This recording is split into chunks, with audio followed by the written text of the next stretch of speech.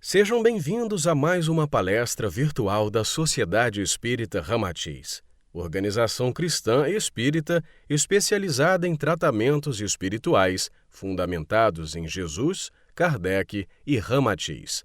Nossa casa está situada na Rua José Higino 176, na Tijuca, e nossa homepage é www.ramatiz.com.br. Acompanhem o nosso canal e divulguem nosso trabalho nas suas redes sociais. Se gostar da palestra, não se esqueça de deixar seu like, curtindo nosso vídeo. Convidamos todos a se inscreverem no nosso canal e ativarem o sininho de notificações para manterem-se atualizados sobre novas palestras.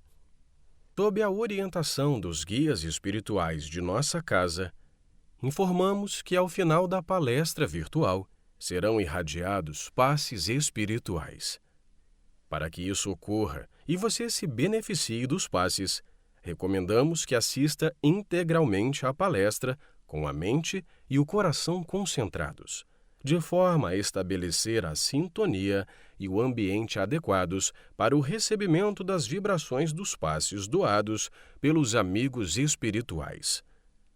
Ao seu lado, coloque um copo ou uma garrafa com água para que seja fluidificada com os bálsamos necessários.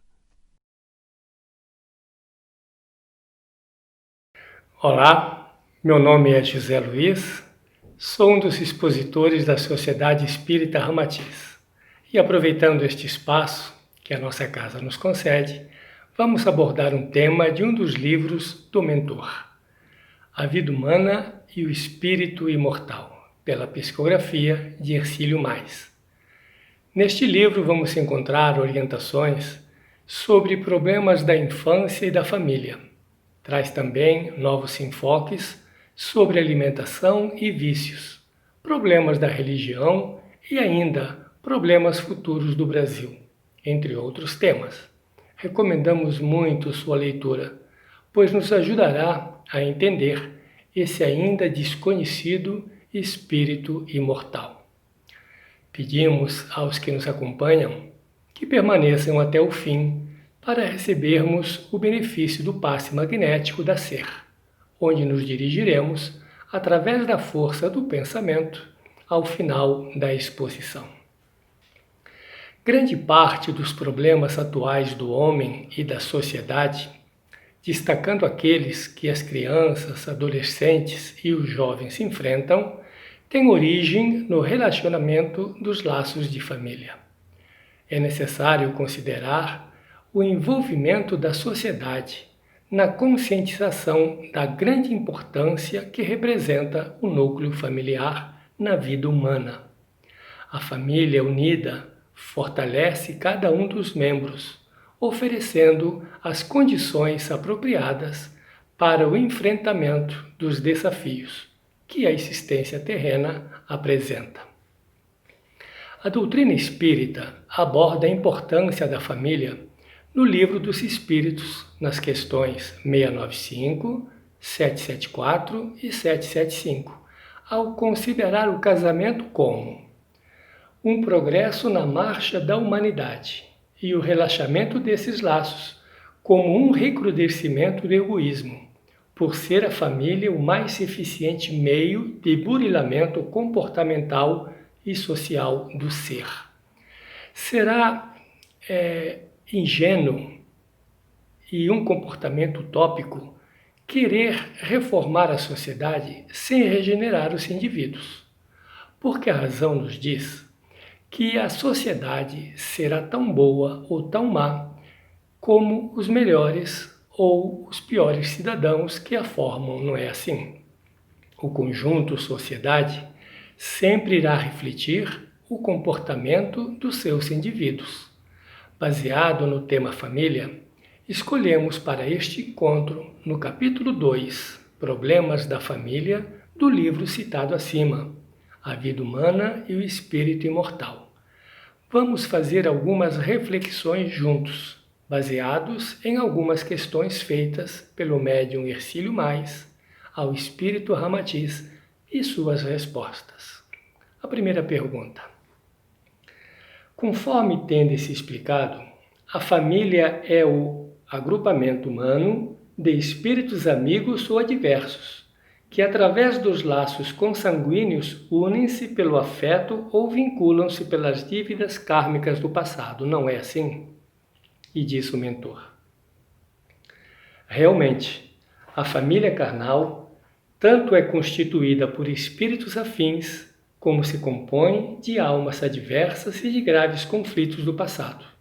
Por isso a família tanto pode ser um ensejo abençoado que entretém almas amorosas numa preliminar do paraíso, assim como gera conflitos, desafios e lutas emotivas, que podem terminar pela separação e, às vezes, conforme noticiam os jornais, até pelo crime de morte. O Ramatiz está nos dizendo que a família consanguínea é o protótipo na Terra para a construção da família universal. E num futuro próximo se tornará uma realidade, pois Deus, sendo o pano de fundo do universo, dirige com sabedoria a tudo e a todos para o ápice da perfeição. Claro que nem tudo são flores no caminho evolutivo.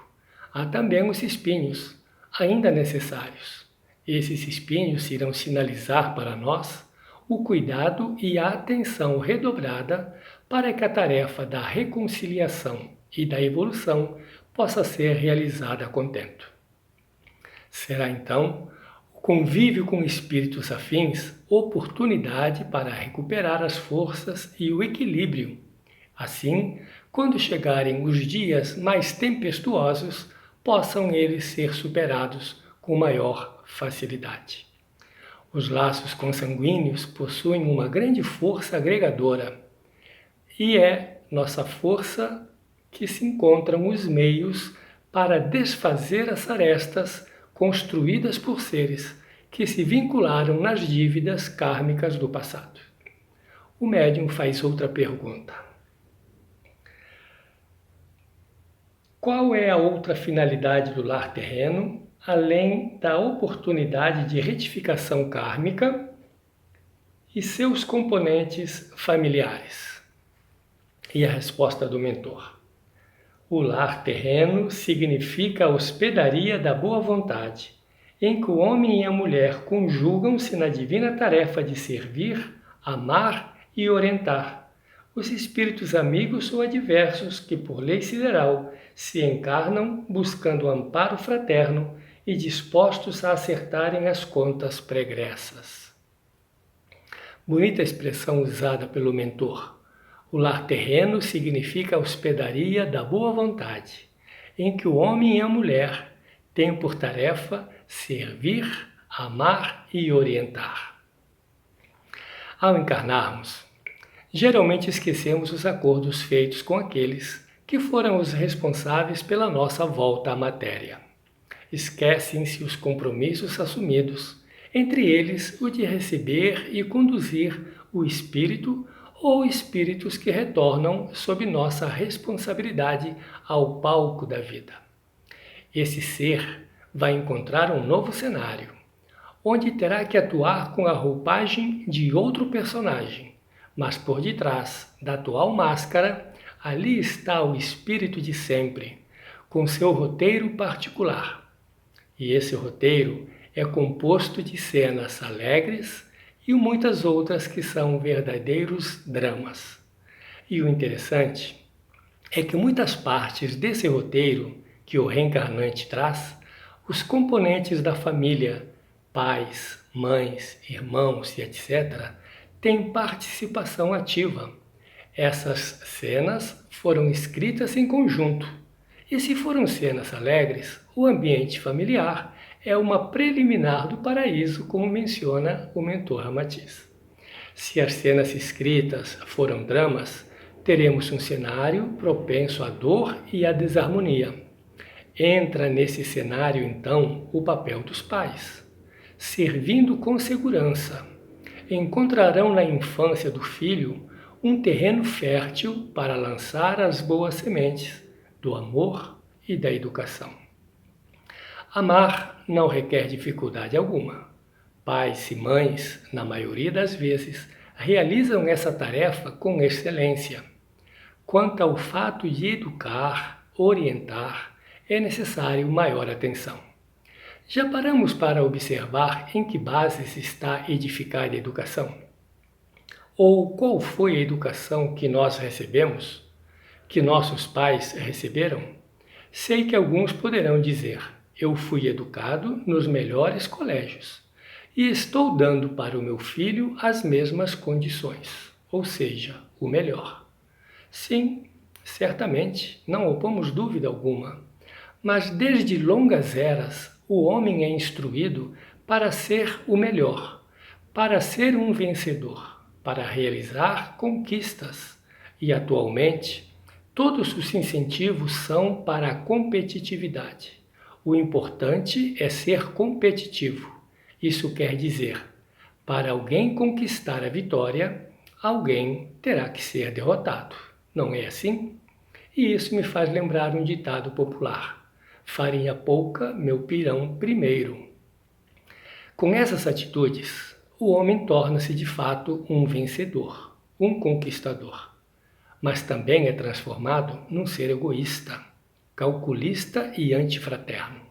Seus interesses pessoais estarão sempre em primeiro lugar.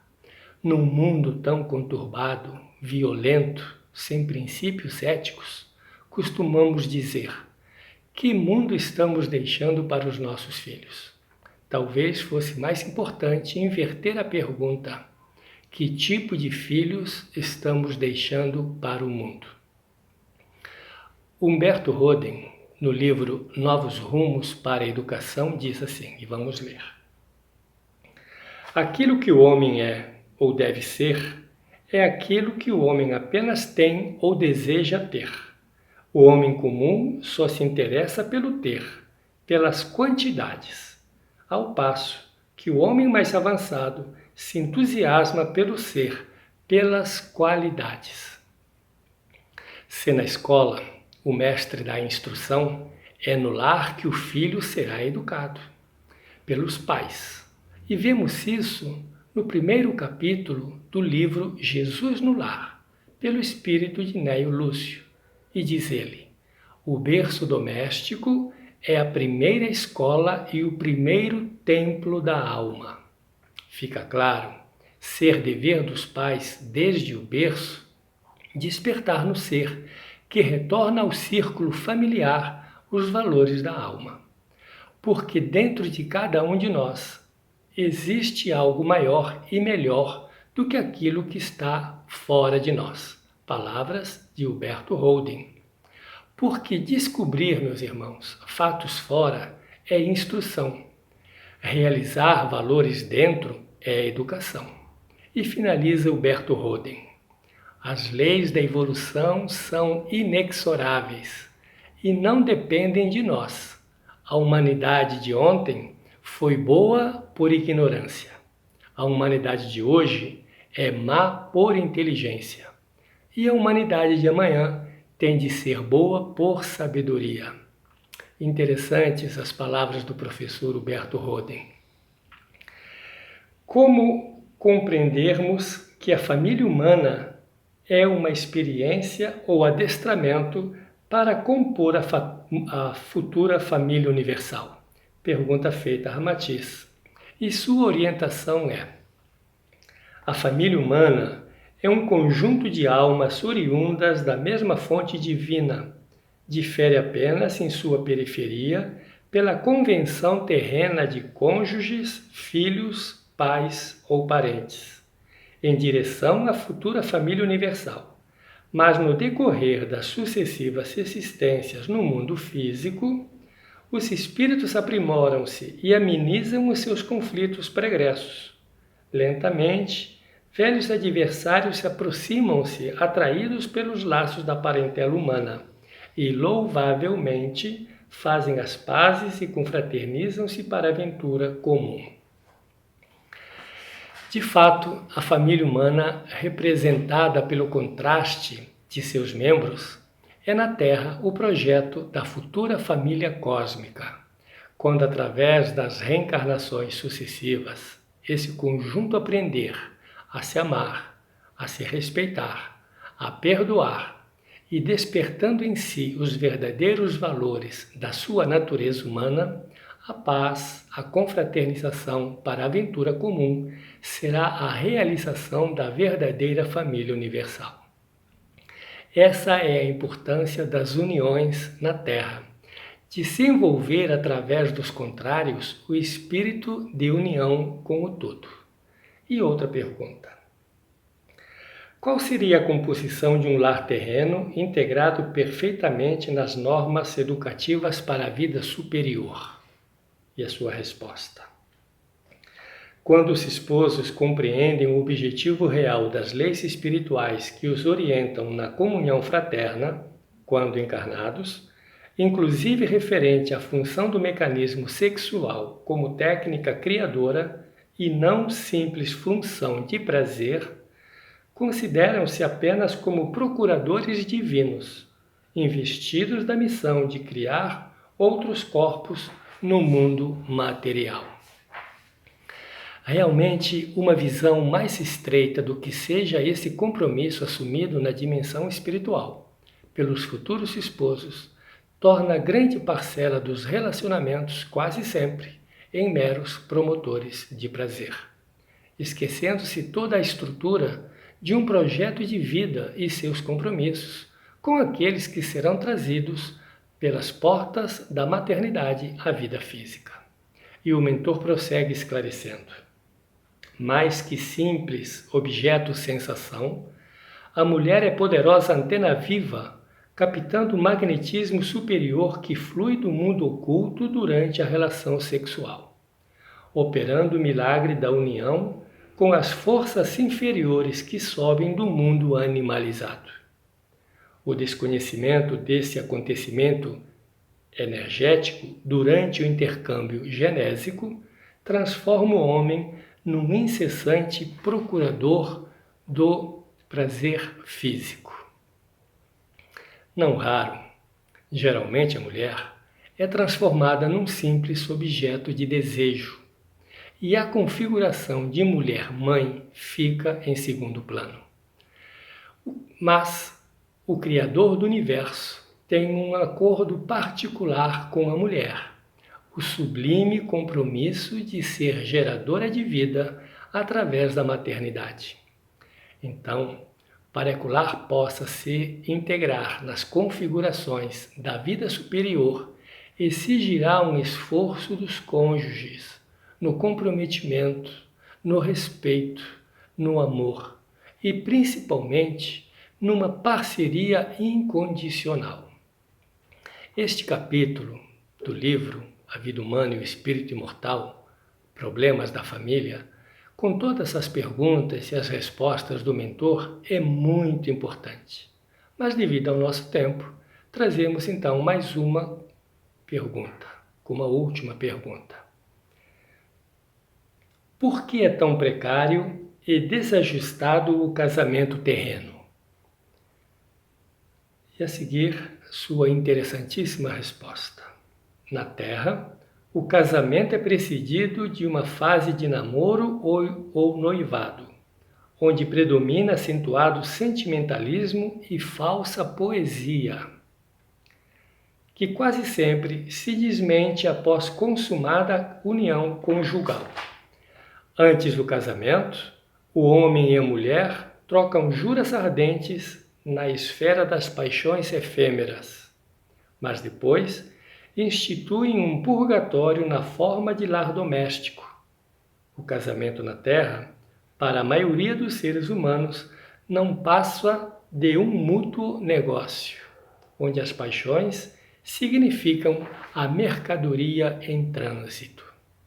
Olha que interessante essa instigante resposta, que dá para pensar e merece indagações sinceras de todos nós, principalmente dos casais que planejam a união conjugal, fazendo uma pergunta de foro íntimo: qual foi a maior motivação que me levou a decidir namorar, noivar, casar ou viver junto de fulano ou de fulana? Dependerá desta resposta sincera as alegrias ou as tristezas futuras, pois podemos transformar o relacionamento ou o lar num purgatório doméstico ou em oficina de atividade espiritual.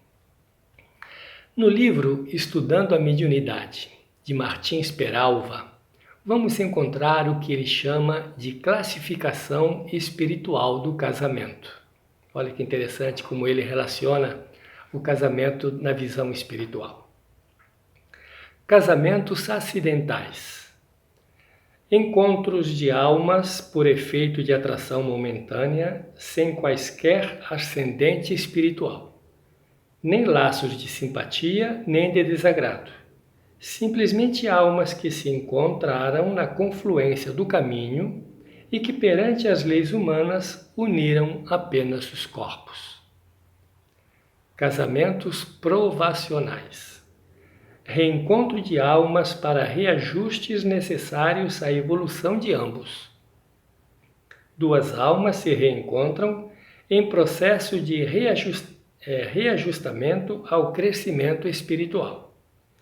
Esses são os mais frequentes na Terra. Por isso, existem tantos lares onde reina a desarmonia, a desconfiança, e esses conflitos morais se transformam tantas vezes em dolorosas angústias. Casamentos provacionais são os que ocorrem em maior número na Terra. Casamentos sacrificiais.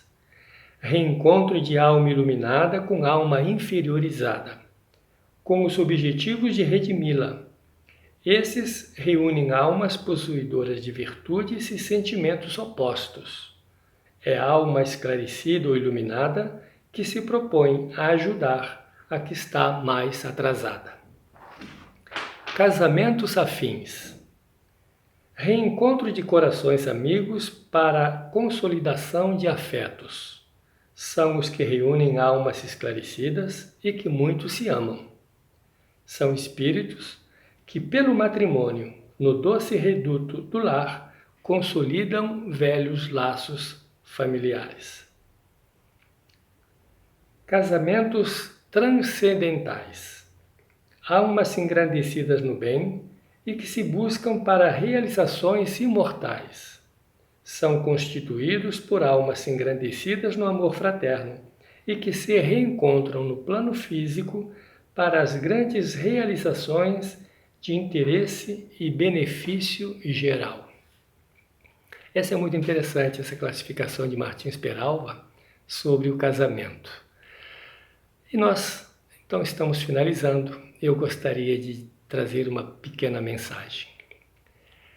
Nós já entramos com os 2 pés no 3º milênio, e esse é um momento muito relevante, pois como nos alerta o Mestre Jesus, no simbolismo da parábola dos trabalhadores da última hora, estamos vivenciando o final de um ciclo para iniciar outro, onde os valores morais serão fundamentais para a construção de uma era de paz e harmonia.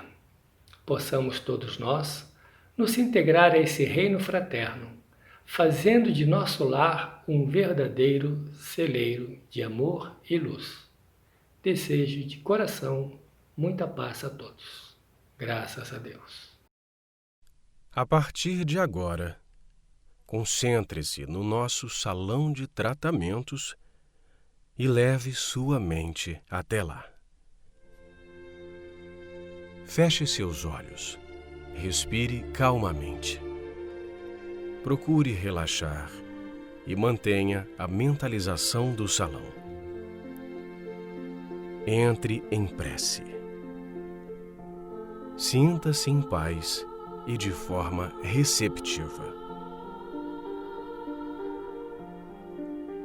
Neste momento, as energias irradiadas pelos amigos espirituais envolvem você em ótimas vibrações de paz, de luz, de saúde e de vitalidade. A luz jorrada sobre você te traz serenidade e harmonia. Peça à espiritualidade que fluidifique sua água com medicamentos e energias balsâmicas mais necessários. Tenha a certeza de que você foi beneficiado ou beneficiada.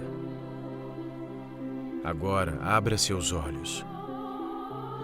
Respire fundo e calmamente beba sua água, absorvendo os fluidos nela contidos. Procure manter bons pensamentos e sentimentos ao longo de seus dias. Agradeça aos amigos espirituais por estas bênçãos de luz. Gratidão pela sua atenção. Acompanhem o nosso canal e divulguem nosso trabalho em suas redes sociais. Muita luz e até a nossa próxima palestra.